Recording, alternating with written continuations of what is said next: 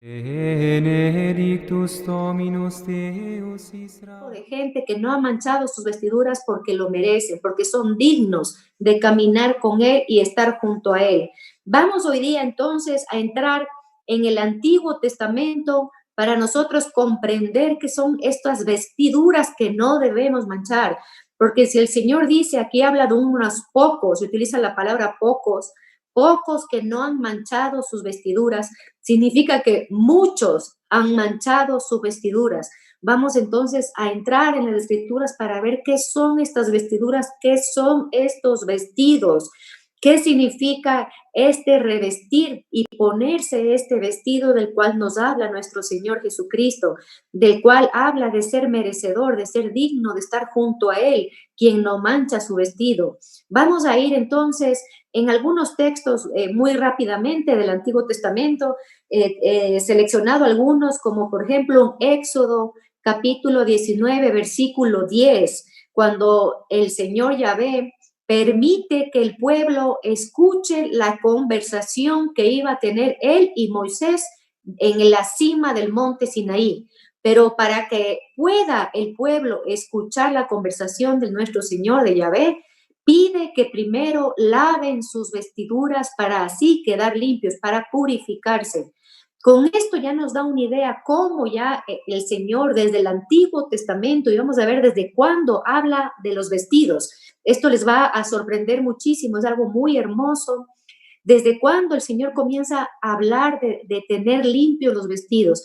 Claro, en este caso del Éxodo, del Levítico, de Números, que habla de las vestiduras, de lavar vestiduras, lógicamente se refiere a las vestimentas externas, ¿no? A los vestidos externos, pero después, ya en el tiempo del Señor, esto adquiere un significado espiritual.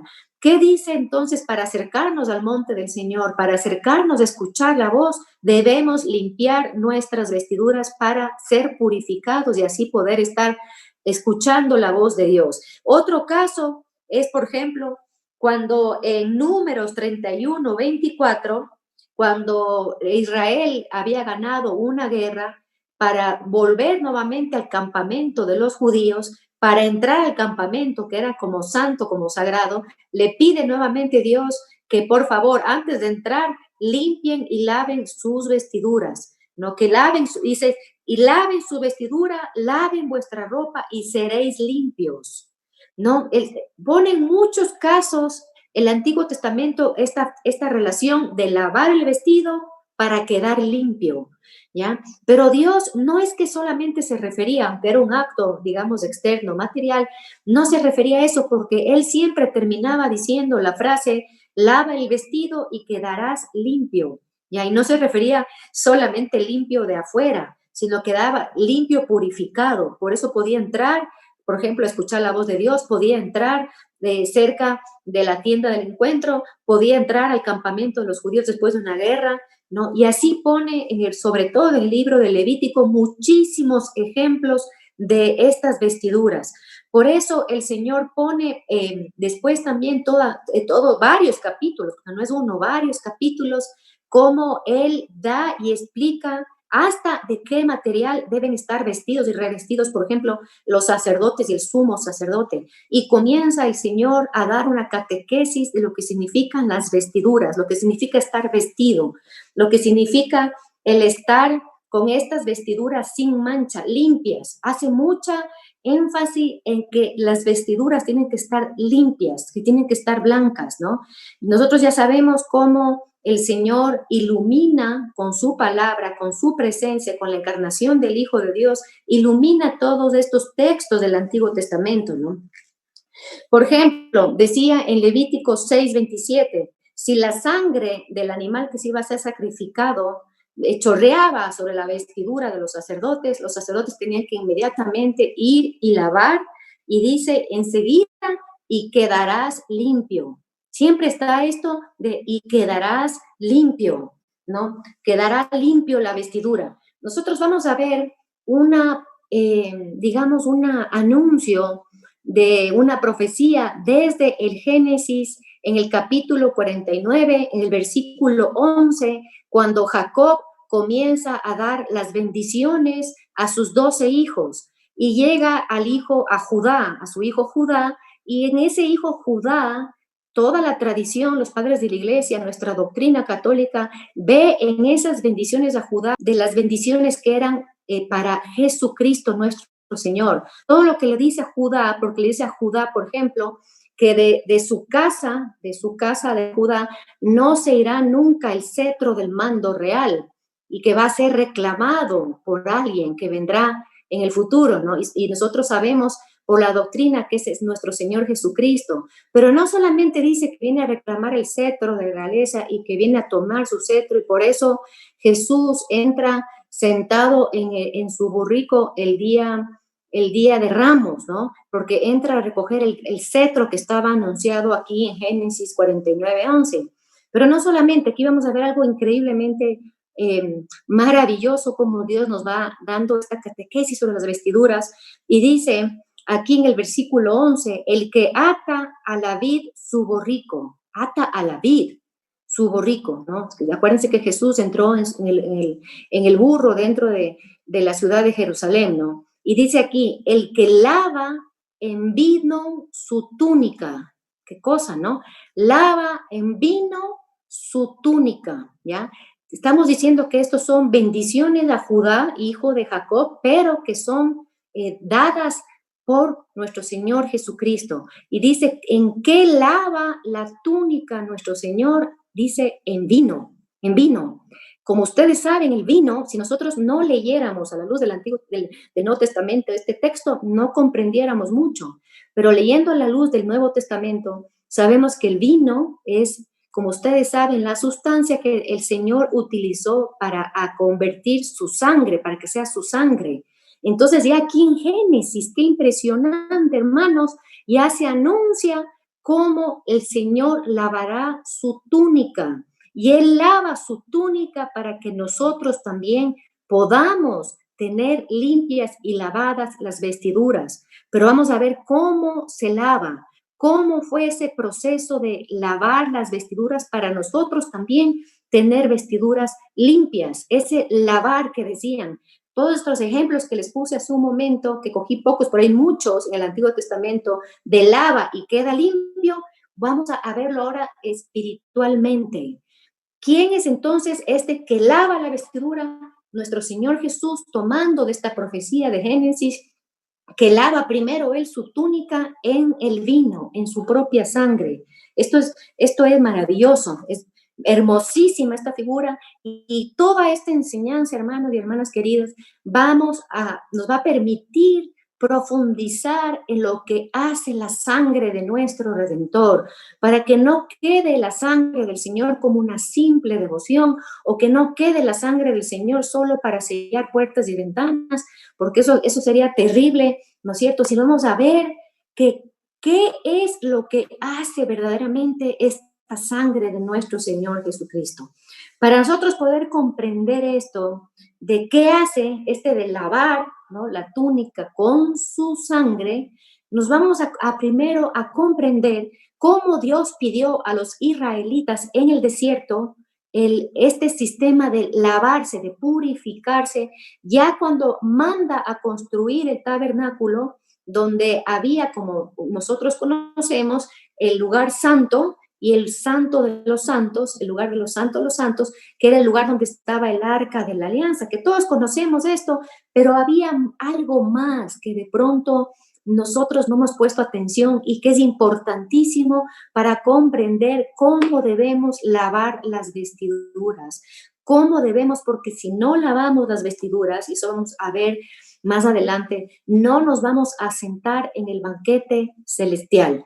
Entonces, este elemento que vamos a poner en este momento, muy importante, lo vamos a tomar desde San Pablo, Romanos capítulo 3, versículo 25, para nosotros comprender, digamos, con qué instrumento Dios utilizó para lavar las vestiduras y quedar limpios. Entonces, ¿qué dice Romanos? Romanos dice, Todos pecaron y están privados de la gloria de Dios. Entonces, esto es lo primero. ¿Por qué nosotros necesitamos que seamos lavados, purificados? Y vamos a entender por qué no dice lava tu alma, lava tu corazón, lava tu mente, sino dice lava las vestiduras. Por eso es tanta insistencia desde el Antiguo Testamento en esto de lavar las vestiduras. Y no me quiero adelantar porque tiene un significado hermosísimo lo que es la vestidura en sí. Primero vamos a ver por qué tenemos que lavar. Entonces, aquí dice claramente, ¿ya? Porque estamos privados de la gloria de Dios, ¿ya? Y que nosotros debemos, para volver a estar delante de la gloria de Dios, porque la gloria de Dios en el antiguo Israel, en este tabernáculo construido en el desierto, en este lugar santo de los santos, esta gloria de Dios se posaba sobre un lugar específico, ¿no? Como nosotros sabemos, está el Arca de la Alianza, conocemos a veces hasta los querubines que están, ¿no es cierto?, en el Arca de la Alianza, y posiblemente no conocemos esta parte de este inmueble, porque así le pone el libro de Levítico, este inmueble que tenía que ir dentro de este templo para adorar y para recibir la gloria de Dios mismo. Y por eso San Pablo habla de eso, de que nosotros todos por nuestro pecado estamos privados de esa gloria. ¿Dónde bajaba entonces la gloria? Vamos a ver aquí, dice aquí, privados de la gloria, dice, y tenemos que ser justificados, que esta es la palabra importantísimo hoy tarde que debemos comprender, porque tiene todo que ver con esto de las vestiduras, por el don de su gracia, en virtud de la redención realizada por Jesucristo, a quien exhibió. Aquí vienen estas palabras importantísimas, impactantes, ¿ya? Aquí, ¿qué está diciendo? Que por nuestro pecado estamos privados de la gloria, y porque estamos privados de la gloria necesitamos que el Señor con su gracia, con su poder, actúe en nosotros para ser justificados, ¿no es cierto? Así nos redime, alcance la redención, pero para hacer esto hay una cosa aquí que el Señor permita y el Espíritu Santo permita que a quien invoco en este momento en el nombre de nuestro Señor Jesucristo, que podamos comprender con nuestro corazón para hacer carne y hacer viva esta palabra. ¿Qué dice aquí? Exhibió, ¿ya? Dice, para hacer todo esto, ¿ya? Y volver a lo que se llama la amistad con Dios, Dios exhibió un instrumento, ¿ya? Que es el símbolo de este instrumento, está en el Santo de los Santos, donde está el Arca de la Alianza y donde están los querubines. Y dice aquí, textualmente en Romanos, ¿no? Exhibió a Dios como instrumento de propiciación. Esta palabra nosotros, sobre todo con la coronilla de la misericordia, ¿no es cierto?, que dictada a Santa Faustina por el mismo Señor, nosotros comenzamos a conocer la palabra propiciación en aquí, nosotros católicos cristianos. Podemos comenzar un poquito a escuchar esta palabra, pero posiblemente no comprendamos qué es la propiciación, este instrumento de propiciación que fue exhibido, mostrado, que el Señor puso en alto este instrumento de propiciación para que podamos todos ver, ¿no? Por eso lo puso en alto y lo exhibió como instrumento de propiciación. Entonces, para entender qué es la propiciación, nosotros tenemos que entender qué es el propiciatorio. Entonces, es este nuevo elemento, esta indumentaria, que era parte del Santo de los Santos en el tiempo del Israel que estaba en el desierto, ¿no? Y después también se trasladó al templo de Salomón, pero cuando estaba en el desierto, Dios les manda a construir este propiciatorio que está relatado en Éxodo capítulo 25, versículo 17 y siguientes. ¿Qué le dice Dios al pueblo? Tú construye tu arca de la alianza, ¿no es cierto?, donde vas a poner el testimonio, que es la tabla de la ley, vemos que él le pide poner el maná y le pide poner la vara de Aarón, ¿no? Y eso estaba recubierto de oro, pero sobre la arca de la alianza, y esto es lo que pocos conocen, había una tabla, aquí así larga, que incluso dice cuántos codos debería tener, qué medida debería tener, y que tenía que estar recubierta de oro. Entonces imaginémonos el arca, que es como exactamente parecido a un sagrario, para tener una idea. Sobre el sagrario, una tabla recubierta de oro, y sobre los extremos de la tabla, de un lado y del otro, estaban unos querubines, así como con sus alas custodiando. Algunos creen que era el arca, pero lo que estaba custodiando era el propiciatorio. Nosotros vamos a comprender esto tan profundo, tan hermoso, cómo Dios nos va enseñando como a niños chiquitos desde el Antiguo Testamento para revelarnos ya y darnos ese alimento un poquito más fuerte, ¿no? De cuando ya el Señor ilumina todas estas palabras con su vida misma, con su explicación, con su palabra misma. Él se vuelve el mismo testimonio. Entonces, pero propiciatorio estaba sobre el arca de la alianza con los querubines, así como digo, las alitas haciendo así, para custodiar el propiciatorio. ¿Por qué? Porque el propiciatorio era el lugar donde bajaba la nube. Nosotros sabemos que la nube representa, en ese tiempo veían una nube verdadera, pero que cuando se habla nube para nosotros católicos representa la presencia misma del Espíritu Santo y por lo tanto la gloria de Dios. Entonces, por eso era custodiada por los querubines, y después vendrán esos salmos maravillosos que habla a Dios en su trono de querubines, ¿no? O su carro de querubines, que Él está sentado sobre un carro de querubines, tomando la figura del propiciatorio, queridos hermanos y hermanas. Miren qué belleza. Entonces está la gloria de Dios sobre el propiciatorio, y había pedido por Dios, explicado en el Levítico, en el capítulo 6, en todo el capítulo 6 explicado, lo que se llamaba el día de la expiación. Entonces vamos a ver estas palabras claves para comprender esto de estar vestidos. No, nunca más nosotros queramos manchar ese vestido que Dios nos va a regalar. Entonces, tenemos la palabra propiciación, que viene de este lugar propiciatorio donde venía la nube, bajaba la gloria de Dios, y un día al año que se llamaba el día de la expiación, segunda palabra importante, propiciación, expiación. Ya voy a explicar cada una muy bien, porque vamos a comprender primero el misterio de la redención y qué hace ese misterio, qué hace, como decía, esa sangre preciosísima de nuestro Señor. ¿Qué pasaba entonces este día de la expiación, que era una vez al año?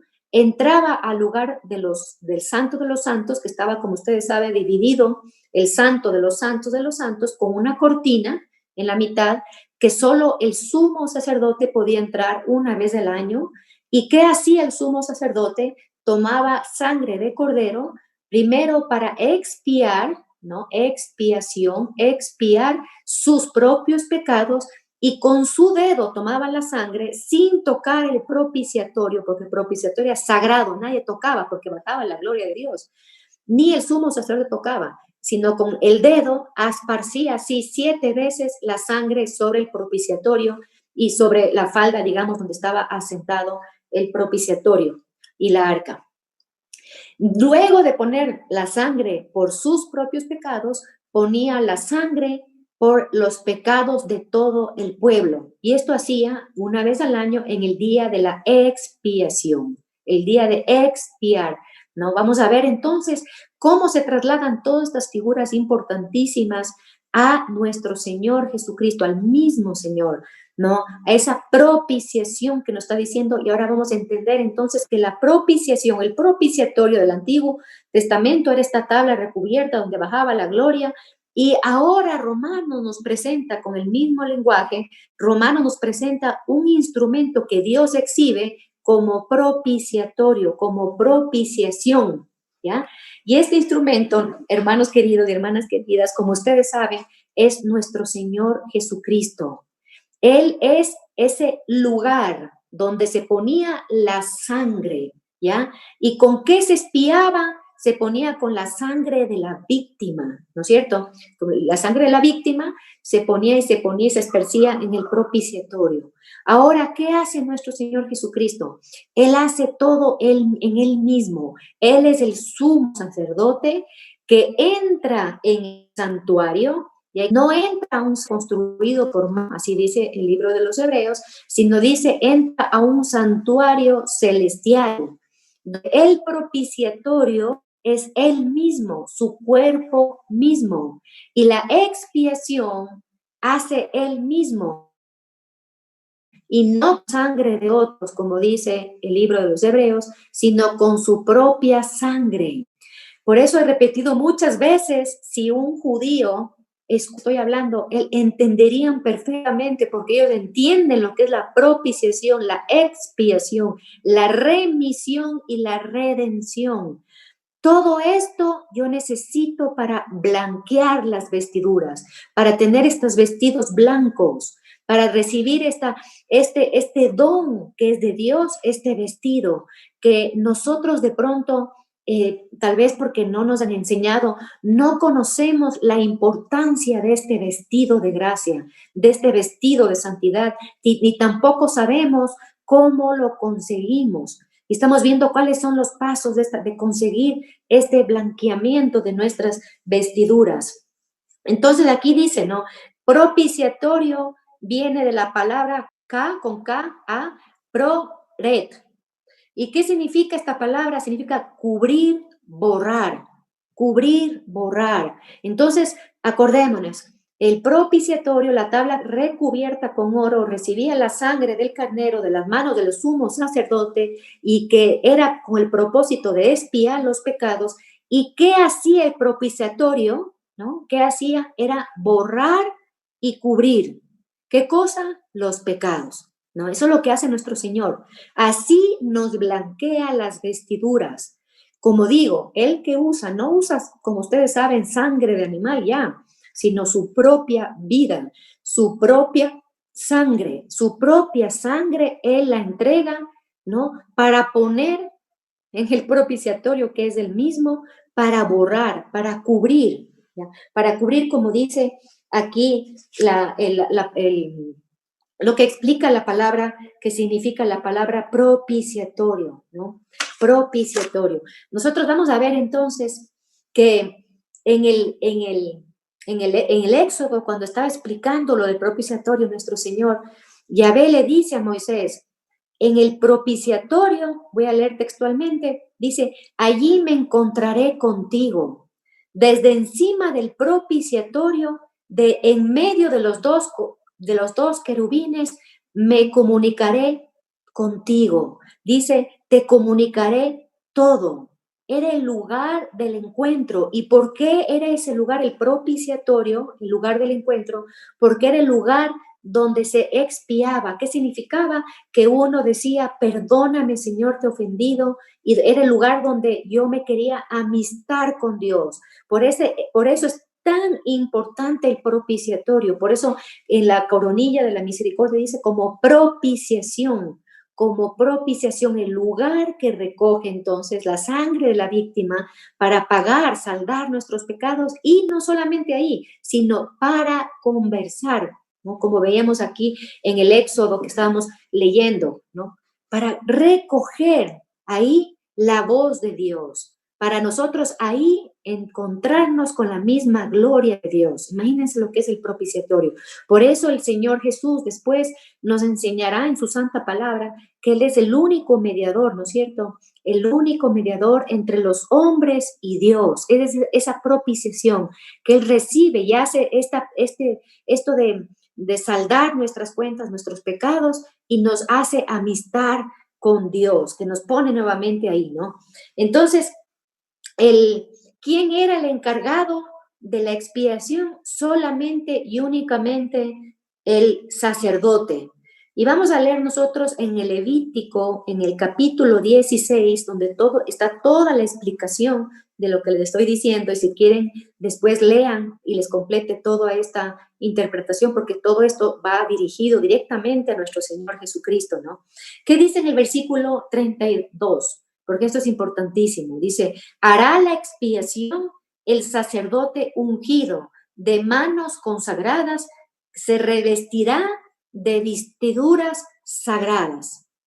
¿Quién hace entonces la expiación sobre el propiciatorio? o sea, que pone la víctima sobre el propiciatorio, solamente el que tiene puesto en sí las vestiduras sagradas y el que tiene las manos consagradas. Entonces, por eso nuestro Señor se presenta delante del Padre en el santuario celestial como sumo sacerdote y hace esto de ofrecer su sangre en el propiciatorio, que es el mismo, en la víctima, que es el mismo, y la expiación que la hace él como sacerdote, ya una sola vez, como nos explica el libro de los Hebreos, de una vez y para siempre. De una vez y para siempre hace esto con el propósito, queridos hermanos y hermanas, de blanquear nuestras vestiduras. Qué impresionante, qué maravilloso que es nuestro Señor, nuestro Dios, blanquear nuestras vestiduras, porque nosotros conocemos que nadie se va a sentar en la mesa del Rey, con el banquete celestial, cuando ya venga nuestro Señor Jesucristo en su segunda venida, cuando ya baje la nueva Jerusalén, si no tiene sus vestiduras blancas, blanqueadas, con llenas de esplendor. Ya para ir como terminando y redondeando un poco lo del Antiguo Testamento, entonces en Levítico 16, el versículo 34, dice que todo lo que estoy diciendo, esto es un decreto significa una ley de Dios que no toma en cuenta el querer o la voluntad del hombre. El decreto es un mandamiento que hay que cumplirlo y nada más, ¿no? Porque hay cosas que nosotros por nuestro libre albedrío tal vez podemos decirle no a Dios, ¿no es cierto? Entonces, no a Dios. Esto cuando dice decreto en la palabra es algo que se debe cumplir. ¿Y aquí qué dice? Dice, se hará este decreto perpetuo, que esto es un decreto perpetuo. Esto de poner la sangre en el propiciatorio, de expiar con la sangre de la víctima para expiar los pecados y las culpas del sacerdote y del pueblo.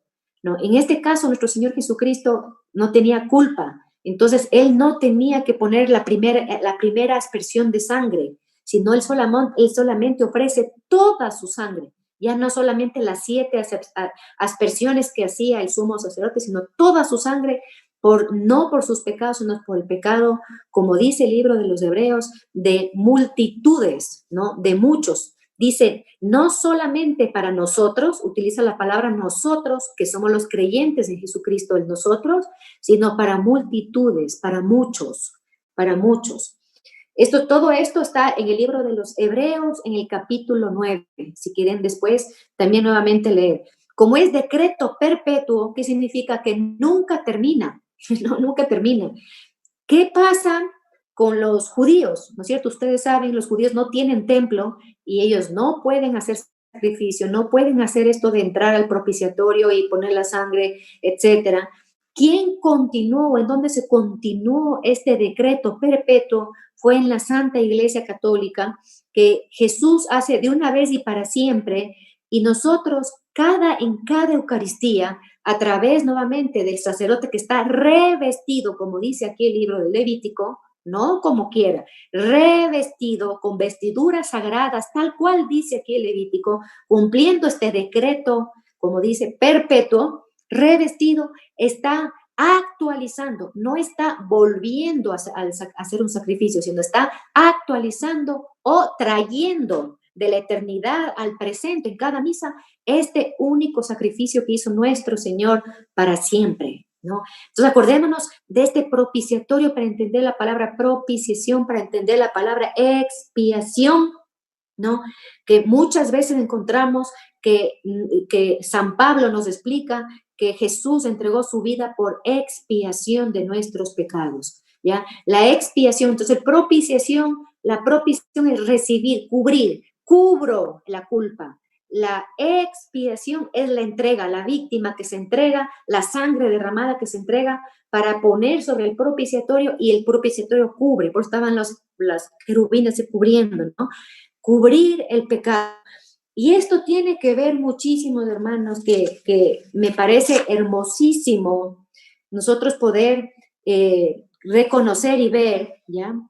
Cómo desde el Génesis el Señor fabrica túnicas. Vamos a ver, esto está en Génesis capítulo 3, versículo 21, ¿no? Ya Adán y Eva habían comido del árbol del bien y del mal, ya habían pecado, reciben el castigo de Dios, cada uno, ¿no es cierto? Y inmediatamente, dice el versículo 21, Yahvé Dios hizo para el hombre y su mujer túnicas de piel, túnicas. Nosotros en los dibujitos vemos que están como cubiertos con hojitas. No, Dios les reviste, les viste, les pone una túnica, ¿ya? Y esto tiene que ver mucho con la túnica que el padre del hijo pródigo le pone. Miren qué belleza de simbología, qué belleza, cómo el Señor nos habla, cómo el Señor nos reviste. ¿Qué reviste Adán y Eva? Reviste su vergüenza, porque como ustedes saben, cuando pecan y se ponen delante de Dios, lo primero que sienten Adán y Eva es vergüenza. ¿Vergüenza de qué? De su desnudez. Pero no sentían esa vergüenza cuando no estaban en pecado. Entonces, esa vergüenza les viene de estar delante de la presencia de Dios desnudos. ¿Qué significa, no es cierto? Que no están revestidos de la gracia, están sin gracia, están sin nada. Esa es la desnudez, ¿no? Esa es la desnudez y la vergüenza que te viene de estar en pecado mortal. Y Jesús y Dios nos pone entonces esta túnica aquí que vemos en Génesis. Esta túnica dice de piel, no está puesta porque sí. De piel, como ustedes saben, es de animal, ¿no es cierto? Esta túnica de piel que está puesta en Génesis desde el principio, ¿ya? De piel, nosotros vamos a tomar ahora este nuevo figura de animal que es el Cordero. ¿Y por qué Jesús se llama a sí mismo el Cordero de Dios? ¿Ya? Ya esta nueva túnica construida por Dios como Génesis, cuando Yahvé hizo para Adán y Eva, ahora para nosotros, es de esta nueva piel de este Cordero, ¿no? De este Cordero que es el Cordero de Dios. Esta nueva túnica ya no es física, digamos, como el caso de Adán y Eva, sino es una túnica espiritual, pero no porque sea espiritual, queridos hermanos y hermanas, significa que no exista o que no la tengamos. Así como Adán y Eva tenían la túnica, así como los israelitas tenían que lavar sus vestiduras para acercarse a Dios, a lo sagrado, o para entrar al campamento, o para muchas otras ocasiones que nos relata el Antiguo Testamento, así nosotros también tenemos que aprender a reconocer, a darnos cuenta cuál es nuestra vestido, cuál es nuestra vestidura.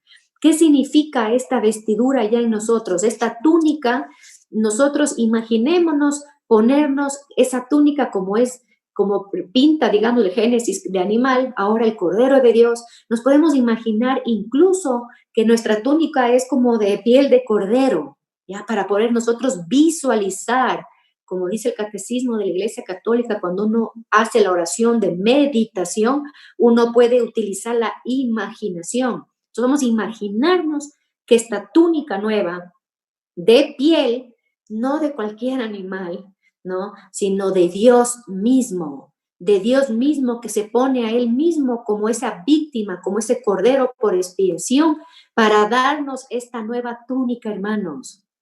Porque ¿qué nos hace estar despojados o sin túnica? Nos hace estar como en el pecado original, nos hacen estar caídos, nos hacen estar dispuestos o predispuestos a que nuestra carne esté siempre cayendo a la concupiscencia, que nuestra mente siempre esté atada al mundo y a las cosas del mundo, que nuestro corazón esté solamente ocupado en las cosas del aquí y del ahora, y que nuestras manos estén solamente trabajando para los trabajos del mundo y no para extender el reino. Eso hace que estemos nosotros sin túnica, sin vestido. Cuando nosotros ya conociendo cómo conseguimos la túnica, acordémonos, propiciación, expiación, para remisión, es la palabra correcta. Remisión significa que se borra, ¿no es cierto?, la culpa de nuestro pecado. Se borra. ¿Y cómo se borra? Esto explica el profeta Isaías en el capítulo 53, que es este maravilloso texto donde habla de este sacrificio del Cordero, que dice que era mudo, trasquilado y que cargaba no sus culpas, sino las nuestras, que era magullado, dice ahí Isaías, es bellísimo, ¿no? Se llama el canto del siervo doliente, Ahí nos relata entonces cómo hizo Dios para mandar a su propio hijo, para él tomar esta figura del animal sacrificado que era el cordero, siendo él Dios mismo. ¿Para qué? Hermanos, esto es lo más hermoso. Para él sacarse su piel, su propia piel, su propio vestido de dignidad de rey, para ponernos a cada uno de nosotros. Eso es lo que hace la redención, hermanos queridos, ¿ya? Eso es lo que hace la sangre puesta en el propiciatorio, que es cubierta, propiciación, acuérdense, cubrir la culpa, perdonar, ¿no? Cubrir la culpa para amistarnos con nuestro mismo Dios. Dice, Cristo nos cubre del pecado con su muerte ante el Señor de los ejércitos. Nos cubre con su sangre, con una túnica limpia y que es perpetua, hermanos. ¿Y por qué el Apocalipsis entonces nos habla de pocos que no manchan la túnica? ¿Qué significa, como decía al principio, muchos manchan la túnica? ¿Qué significa el pocos y el muchos? Todos tenemos esta túnica, hermanos, porque eso es lo que nos alcanzó el Señor con su muerte en la cruz. Cuando dice Romanos que exhibió el instrumento de propiciación, está explicado que es cuando Dios fue alzado él mismo en la cruz. Ese fue el instrumento de propiciación, se alzó en la cruz para alcanzarnos esas nuevas vestiduras. Y que San Pablo tanto nos habla cuando, por ejemplo, va a hablar del bautismo. Él nos dice que somos revestidos de la gracia, que somos revestidos de Cristo. Y esto explica el Papa Benedicto, emérito Benedicto XVI, en una homilía del Jueves Santo del 2007. Esto explica, dice, Pablo está escogiendo exactamente el símbolo de los vestidos, de la vestidura, para poder nosotros comprender esto de que estamos revistiéndonos, que no es propio. Por eso decía hace un momento que por qué utiliza esta figura, este símbolo de la vestidura, que es algo que yo me pongo encima, ¿no es cierto? No es mi parte de mi piel, no es parte de mí misma. Justamente para que nosotros siempre sepamos cuál es nuestra naturaleza, cuál es nuestra verdadera condición, qué condición, ¿no es cierto? Eso nos explica San Pablo, la condición de esclavos, ¿no? ¿Esclavos a qué? Al pecado, a la concupiscencia. Y que para salir de ahí tenemos que revestirnos de Cristo, salir de ese hombre viejo, como hemos hablado en algunas ocasiones, a pasar a ser ese hombre nuevo, revestido de la gracia, revestido de Cristo. Y aquí tenemos un teólogo que se llama Pseudo Crisóstomo, que dice que el nombre de los cristianos que son redimidos con la sangre del Señor y que esa sangre fue presentada en el santuario celestial delante del Padre por manos del mismo Jesús, dice que nuestro nombre es vestidos. ¿Qué les parece? Nosotros nos debemos llamar vestidos, vestidos. ¿Vestidos de qué? De Cristo. ¿Vestidos de qué? Del esplendor de la gloria del Señor. ¿Vestidos de qué? De la luz admirable de nuestro Jesús. Por eso, si nos vieran, si tuviéramos estos ojitos abiertos a las cosas espirituales y nos vieran, nos dijeran, ahí están los vestidos, ahí están los vestidos. Si nos desvestimos, queda nuestra propia desnudez, como Adán y Eva. ¿Qué significa esa propia desnudez? ¿No? Nosotros, aquí le voy a poner lo que el Papa mismo, el Papa emérito Benedicto dice, nosotros estamos revestidos de preocupaciones, de mundanidad, esa es nuestra propia realidad, ¿no? Dice, nos secuestra el mundo, dice el Papa Benedicto, dice, nos secuestra el mundo, los ojos y los oídos, así dice, nos secuestra el mundo, para que nuestros ojos y nuestros oídos no estén centrados en nuestro Señor. Y para que estén centrados en nuestro Señor, tenemos que abstraernos, hermanos queridos, del mundo y de la mundanidad, para nosotros así siempre brillar con el esplendor del vestido sagrado que nos pone Cristo como propiciación. Esa es la propiciación de nuestros pecados, darnos un vestido nuevo. Qué hermoso nombre, hermanos. Qué hermoso nombre, es que nos digan vestidos, ¿no? Y vamos de aquí en adelante, si nos decimos vestidos, va a ser la cosa más hermosa que nos puedan decir, ¿no? Que nos puedan decir. En primera epístola de Juan, capítulo 2, versículo 2, nos dice claramente aquí San Juan que Jesucristo es víctima de propiciación por nuestros pecados, lo que les decía en un momento, y no solo por los nuestros, ¿no?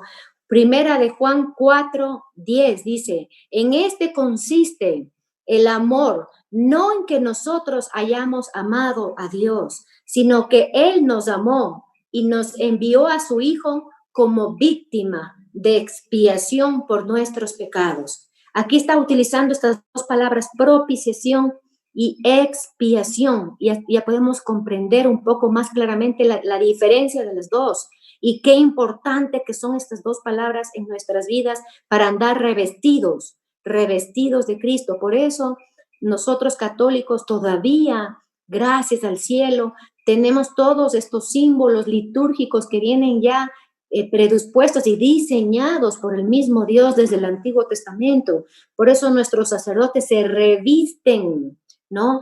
Están diciendo yo, humano, pecador, pero yo me revisto de Cristo, me revisto de la santidad, me revisto de la gracia. Incluso dentro de la vestidura de los sacerdotes, por ejemplo, monástica, está el amito. El amito era la capucha, ¿no? Que se ponía también el sacerdote para revestirse y dar la Santa Eucaristía, la Santa Misa. Y ese amito significaba cubrirse la cabeza, significaba me cubro con los pensamientos de Dios, me cubro con su voluntad.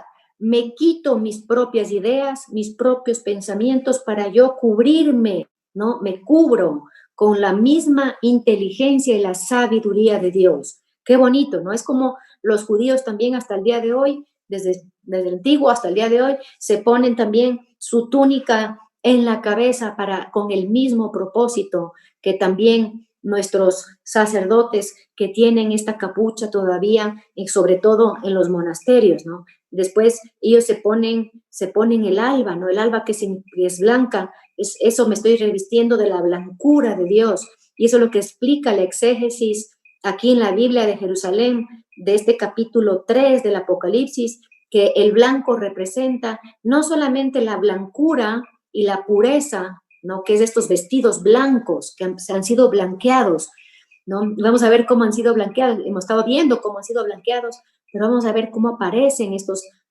vestidos blanqueados al final también en el libro del Apocalipsis, en el capítulo 7, ¿no? Que han sido blanqueados, y también representa, como decía, no solo la pureza y la blancura, sino representa el gozo y la alegría de los hijos de Dios cuando están cerca de Dios, cuando están en comunión con Dios, cuando caminan con el Señor, ¿no?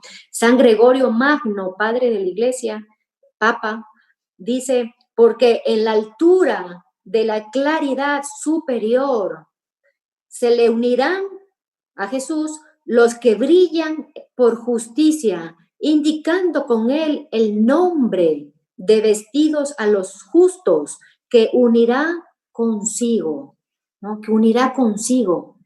Este nombre poderoso, hermanos, qué belleza, ¿no? Dice, iremos revestidos de ese esplendor. ¿Dónde nosotros podemos ver en el Evangelio, ya, que Jesús mismo aparece con esplendor? Nosotros podemos ver en Marcos, en el capítulo 9, donde nosotros vemos el relato de la transfiguración, ¿no? Este relato de la transfiguración, donde Jesucristo, como ustedes saben, sube a la montaña de la transfiguración, al monte Tabor, con Santiago, Juan y Pedro.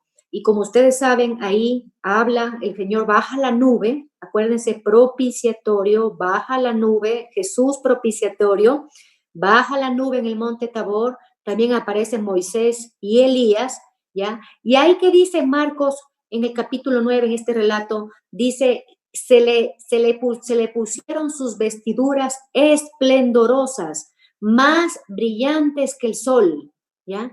Esto es una cosa de resaltar, hermanos, porque cuando hemos leído, hemos estudiado de pronto la transfiguración, no nos hemos dado cuenta posiblemente que habla de las vestiduras de Cristo. No habla de su rostro, aunque su rostro también estaba brillante. No habla de su mano, de sus ojos. No decía sus ojos están brillantes.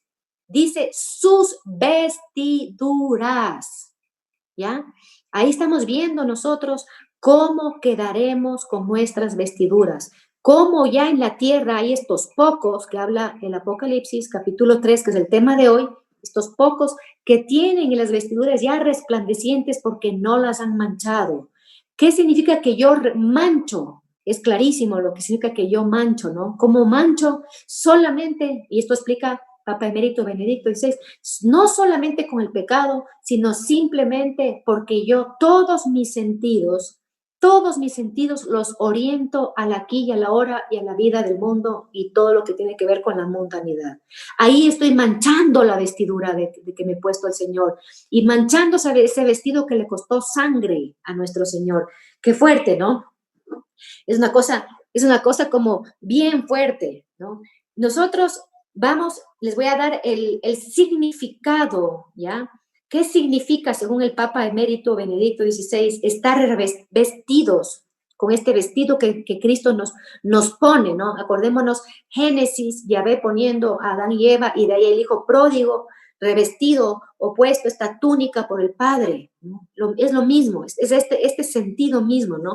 Y el Papa nos explica con estas palabras, dice, que entramos, ¿qué significa estar con este vestido? Que entramos en una comunión existencial con Él, con su ser, y en nuestro ser confluyen y se comprometen y se compenetran con el ser de nuestro Señor. ¿Qué significa que me compenetre mi ser, que confluya mi ser con su ser, como dice aquí el Santo Padre Emérito Benedicto XVI? ¿Qué dice? ¿Qué significa que esta comunión existencial, este compenetrarme? ¿Qué significa? Es lo que dice Gálatas en el capítulo 2, versículo 20. Ya no soy yo que vive, ¿quién vive? Que es famosísima esta, ustedes han oído muchísimas veces, pero tiene que ver esto con las vestiduras, esto que está diciendo Pablo, con este vestir. Ya no soy yo quien vivo, sino es Cristo que vive en mí.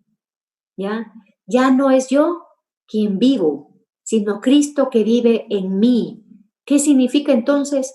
Que ya no soy, empieza diciendo ese ya no soy, que está en contraposición, digamos, con el yo soy, el que soy, ¿no? El nombre revelado por Yahvé a Moisés.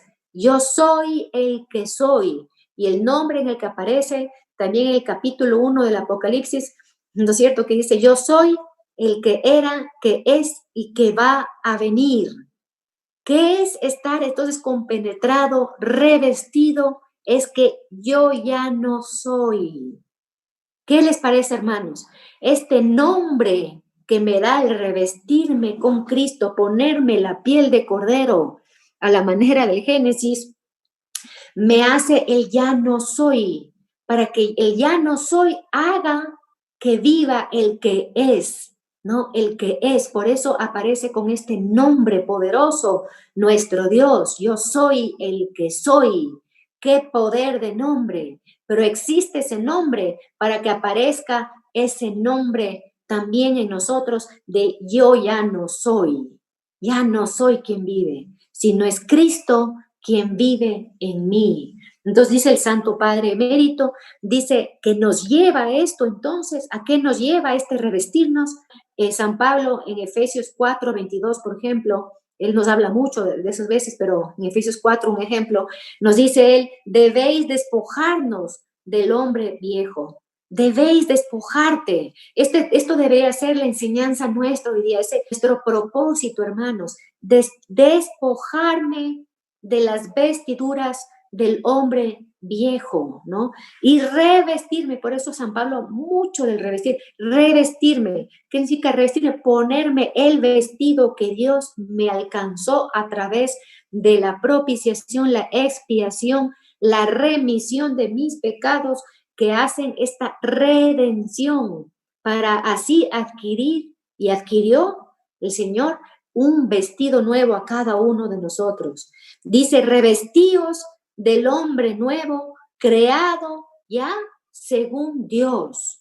Entonces, esta vestidura te hace este hombre nuevo al modelo originario, hermanos, antes de la caída de Adán y Eva. A eso te hace ese vestido, ya, ese vestido.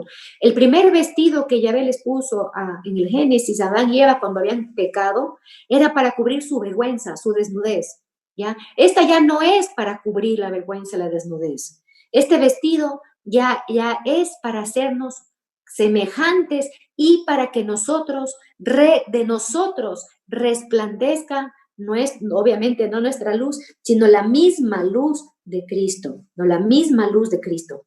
El alba, les decía, el alba que es esta túnica blanca se ponen los sacerdotes, ¿no es cierto?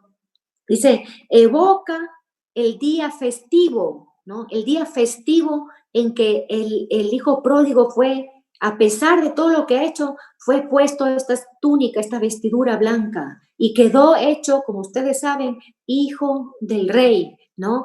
Que era heredero de todo lo que tenía el rey, de eso hace.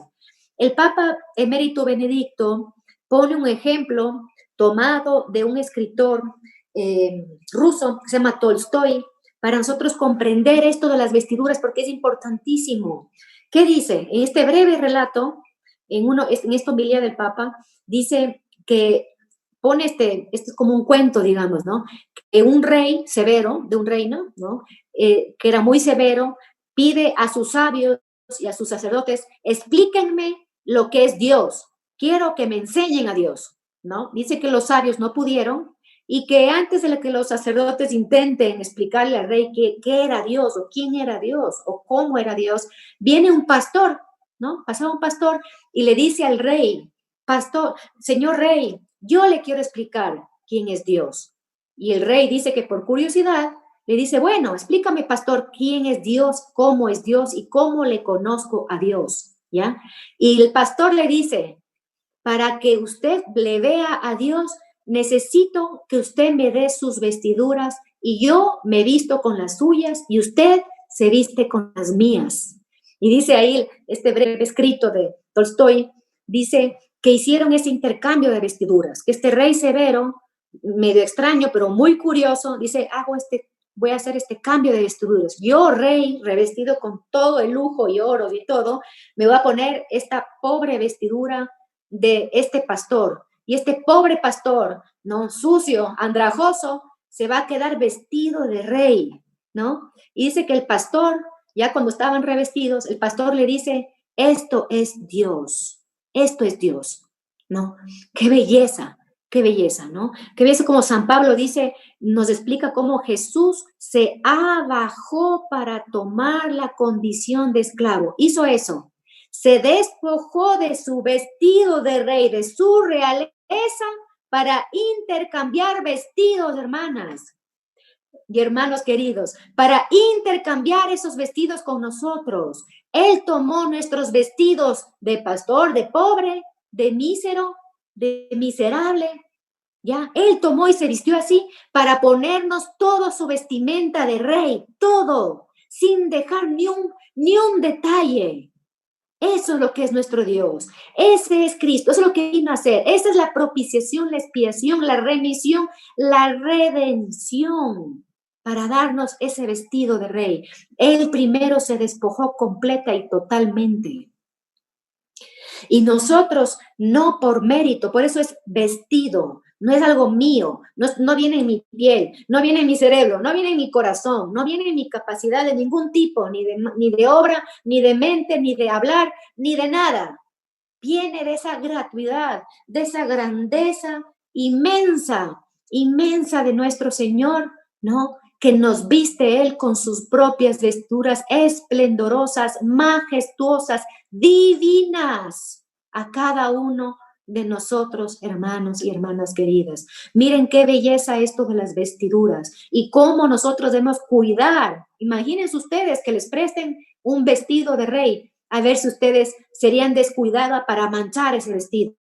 Así mismo, igualito. Tenemos que nosotros de aquí en adelante caminar así caminar como que tuviéramos ese vestido. Por eso la Santa Iglesia Católica tiene todos estos vestidos, por ejemplo, de curitas, de monjitas, de diferentes colores, porque representan diferentes cosas espirituales, pero siempre con este sentido de sentirse revestido, de saber que por dentro sigo siendo esta persona, ¿no? Este Adán y Eva caído, y que por gracia del Señor en el bautismo me sacó de esa caída, de ese pecado original, y me puso ese vestido el día del bautismo, pero a lo largo de mi vida, posiblemente cuántas veces le he manchado, descuidado, pero ahora ya no podemos tener ese descuido porque hoy el Señor vino a revelarnos esto en su palabra, hoy a cada uno de nosotros, los que estamos escuchando este momento, los que escucharán después, sabemos hoy que ya no podemos nosotros descuidar, manchar esas vestiduras reales de nuestro Rey,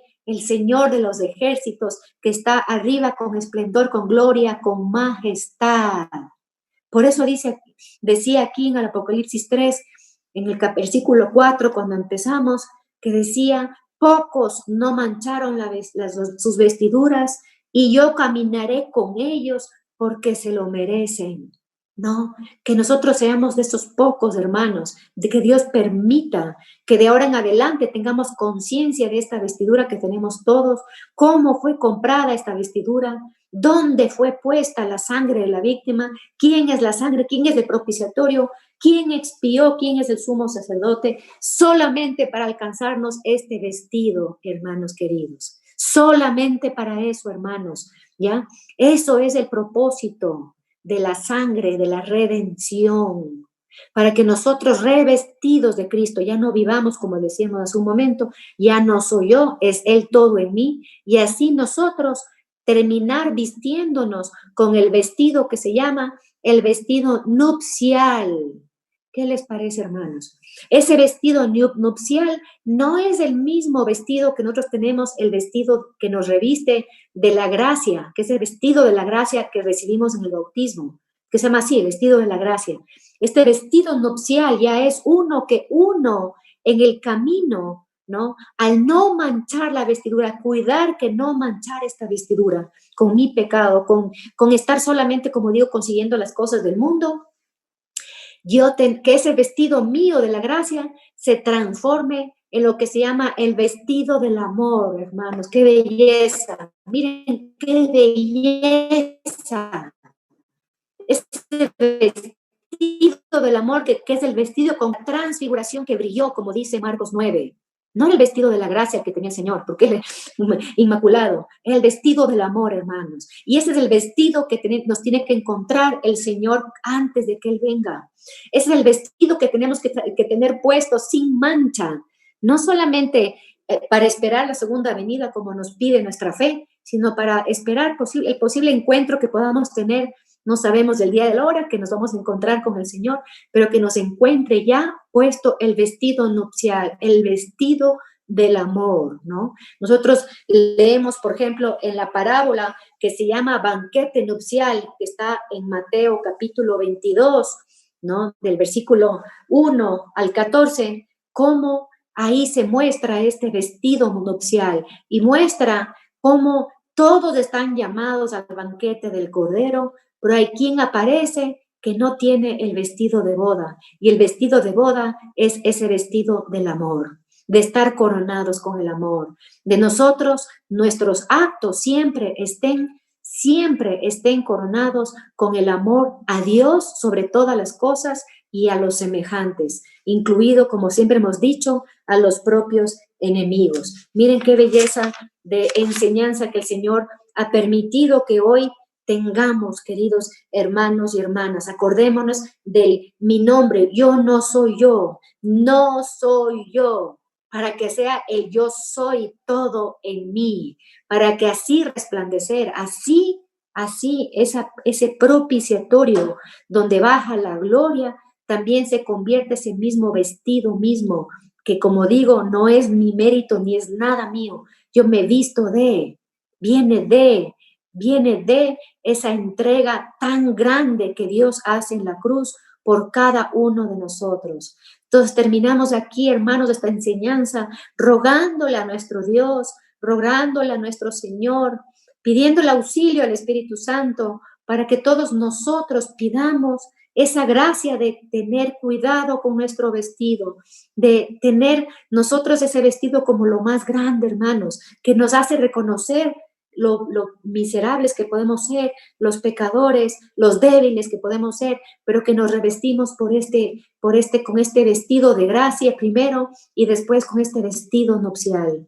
Que Dios permita, hermanos, a cada uno de nosotros estas bodas con el Cordero, que nuestras almas estén resplandecientes para recibir al novio, que estemos en vela, hermanos, para que nuestras obras sean agradables a Dios. Le damos gracias al Padre, gracias al Hijo, gracias al Espíritu Santo. Le proclamamos en esta tarde a nuestro Dios, Señor Todopoderoso, como nuestro todo, nuestro único, y que nosotros seamos llamados con este nombre tan hermoso de vestidos. Alabado sea Jesucristo, por siempre sea bendito y alabado. Amén, aleluya, gloria a Dios.